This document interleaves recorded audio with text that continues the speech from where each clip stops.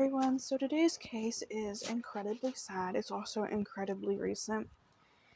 And maybe it's because that it's so recent that I couldn't really find much, like maybe a motive or any final autopsies really, or the family really saying anything.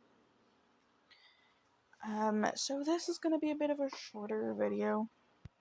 At least I couldn't find anything when I am filming this. But because this is so recent that there will likely be updates considering that the person who is responsible, I don't even think he's had his preliminary hearing yet, let alone a trial. So more information will definitely be coming out and I will be on top of this. But like I said, today is incredibly sad. We are talking about the death of Taylen Mosley, a 2-year-old boy, and his mother, Pashun Jeffrey. It's disturbing to say the least. I heard about this through passing when I was going through YouTube, and I saw this case and I was disturbed, so I decided to look into it. And we're going to talk about them today because they deserve to be remembered and they did not deserve their fates.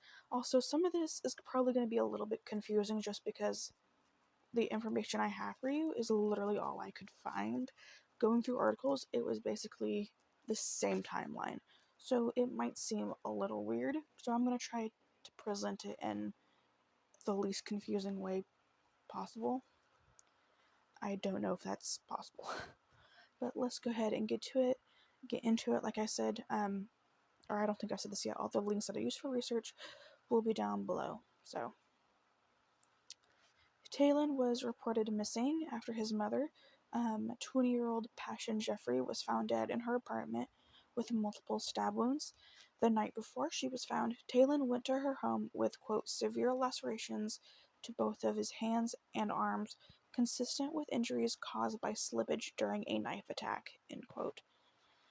And the quote kind of confused me because I'm not sure if he meant like his father who did this was holding him and trying to stab him and maybe he was moving, or I didn't want to think about it too much, so the quote, it kind of confused me. But basically, it's consistent with a knife attack, which is disturbing because remember, this is a 2-year-old boy. But he was admitted to the hospital. And I just want to say right here that I also got confused again because he would go home to her.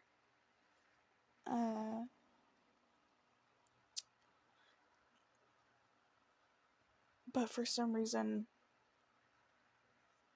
what happened to him, I don't think was really looked into.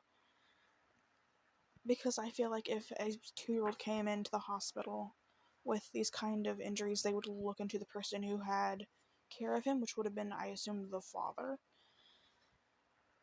But he was allowed to leave the hospital and go home to his mom, which she didn't do anything wrong. Like, she's not the one that did this to him. It's just weird that he was released, I guess is what I'm trying to say.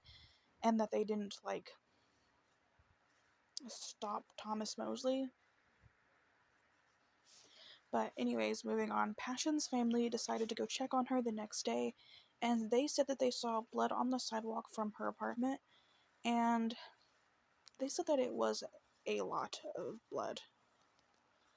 And they would go inside and they found her dead with, quote, apparent cuts and stabs in excess of 100 wounds, end quote. And a lot of these quotes are also coming from an affidavit, I just want to say. So, another quote from the affidavit is a bloody fingerprint on a cleaning bottle which had been intentionally placed under a bed, and the crime scene was identified to Thomas Mosley. A bloody shoe print with a Gucci emblem was located on the bathroom floor where the victim was found, end quote. And from these descriptions, it sounds like it was a very bloody scene. Like, do you understand how hard it is to stab somebody, let alone 100 times? Like, this was a very personal thing. This sounds very angry. Which is why I'm waiting to understand, like, what the motive could have been. Nothing could excuse what he did. but maybe it would shed some light, you know? Because this is just too much. This is doing too much. But Taylen wasn't found at the scene, so authorities launched a search. And the next day, an alligator was spotted in Dell Holmes Park, just miles where Pashun had been found, with an object in its mouth.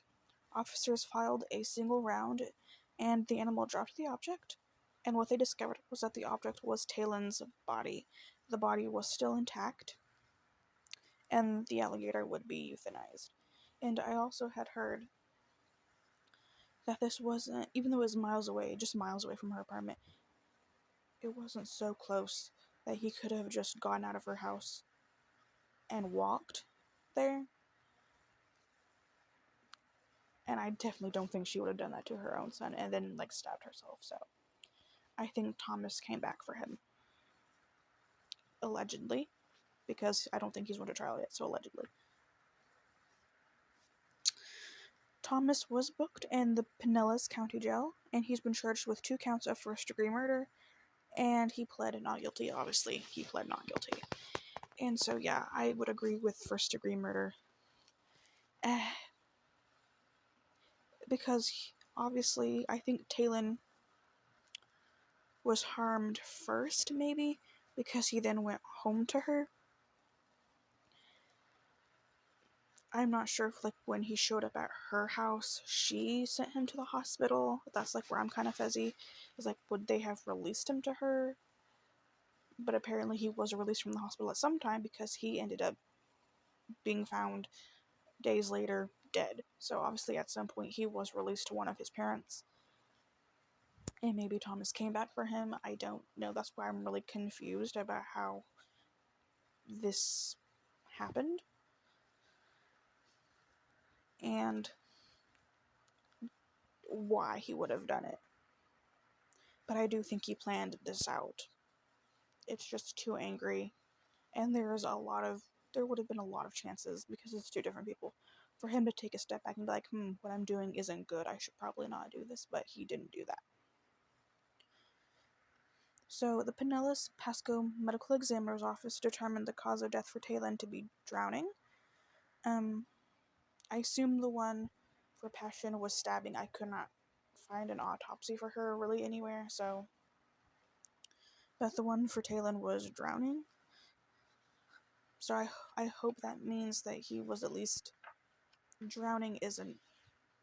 People have said that drowning isn't a fun death. Like, experts have said that. But I hope for his sake he was at least gone before the alligator had him in his mouth. And it wasn't like under the water and he grabbed Taylen. You know what I'm saying? I don't want to keep talking about that, so I'm going to move on. On April 7th, a funeral service was held for Pashun and Taylen, and several local leaders sent messages to the family that were read at the service. And a spokesperson for the 6th Judicial Circuit, public defender Sarah Molo, and she is the defender for Thomas Mosley, she said, due to the extremely serious allegations surrounding these tragic losses, our investigation is currently focused on gathering information about the facts and circumstances of the case, as well as our client's mental state, end quote. So when I read that, that immediately told me that they're probably going to try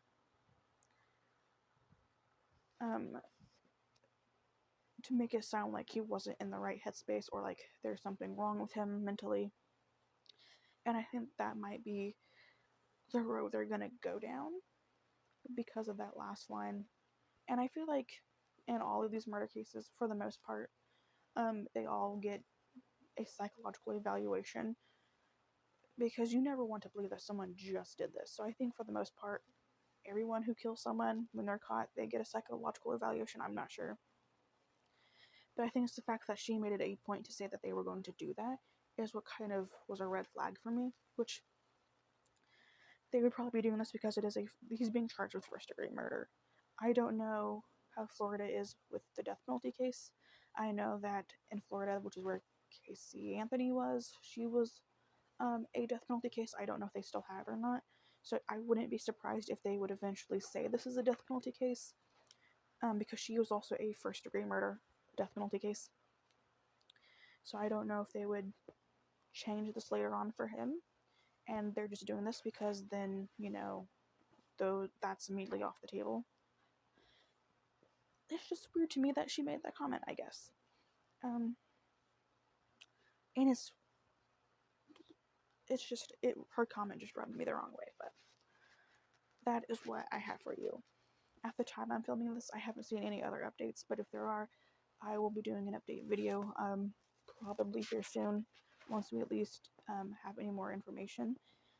But I'm just sending my thoughts and my love to Taylen and Pashun's family. They seem to be incredibly loved, just by the photos I saw, and they did not deserve this. Nothing that he could have done would excuse what he did, and they just did not deserve this, and the family didn't deserve this loss. So thank you so much for listening to their story, and I will catch you guys in the next video. Bye.